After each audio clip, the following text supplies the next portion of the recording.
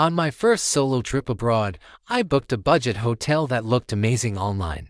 When I arrived, the ocean view turned out to be a wall. Literally, a concrete wall. The room smelled like old socks, the shower leaked everywhere, and the complimentary breakfast was just dry bread and mysterious jam. By the second night, I was sleeping fully clothed and seriously considering living in the airport instead. My family flew to Europe for a vacation, and our luggage got lost on the first day. Instead of clothes, we had to survive on what we could buy locally. My dad ended up wearing a neon pink tourist t-shirt. My mom wore a man's oversized hoodie, and my little brother wore a swimsuit for 3 days straight. Somehow, it became the funniest memory of the trip. We rented a car for a road trip and followed what we thought was Google Maps. Turns out, we ended up on a dirt road in the middle of nowhere at night. The GPS kept saying, "You have arrived," but there was nothing, just cows and darkness. My sister screamed at every noise, Dad tried to make jokes, and Mom started crying silently. Eventually, a farmer gave us directions, but we arrived 2 hours late, starving and exhausted. I once got a window seat and was excited for the view. About halfway through the flight, the person next to me decided to recline fully, but somehow hit the tray table just as I was eating. My pasta ended up on their lap. They screamed, I screamed, and the flight attendant just sighed and handed me a bag of peanuts. The rest of the flight was spent avoiding eye contact with my new pasta enemy. My friends and I rented a car in Italy. Somehow, we ended up in a tiny alley where the car barely fit. To make it worse, the car alarm went off every 5 minutes, and a local old man started shouting at us in Italian. My friend tried to speak Italian back, and accidentally insulted his mother. The car rental company still charges us for emotional distress. We booked a luxury beach resort online. When we arrived, it was under construction, the pool was murky, and the sand was full of broken glass. My cousin tried to swim anyway and cut her foot. The hotel staff acted like everything was normal, and my dad tried to negotiate a discount in broken Spanish. We ended up eating instant noodles for dinner and calling it a cultural experience. I took a night train across Europe and ended up in a cabin with 3 strangers, none of whom spoke English. One guy snored like a chainsaw, the other kept kicking the walls, and the third decided to have a 2 a.m. karaoke session.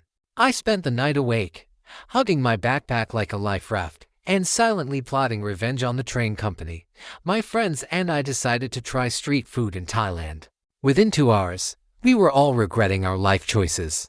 Running from one bathroom to another became a competitive sport, and the hotel staff were confused why foreigners were banging on doors at 3 a.m. We survived, but we now refer to it as the Great Noodle Incident of 2022. I was traveling alone and thought I was prepared for airport security. Turns out, my belt had a hidden metal plate, my backpack set off alarms, and the scanner insisted I take off my shoes, which were impossible to untie.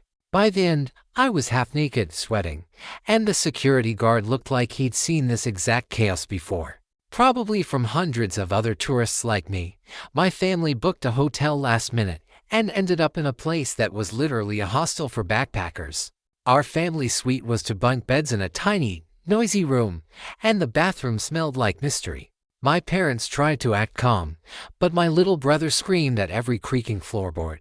We stayed one night and immediately checked into a real hotel the next day. During a trip to Japan, I tried to order food using Google Translate. Somehow, instead of sushi, I got a plate of raw octopus tentacles still moving. I panicked, the waiter stared, and my friend laughed so hard she spilled her drink. I still don't know what I said, but apparently, it was unforgettable for everyone else. My passport went missing the day before my flight.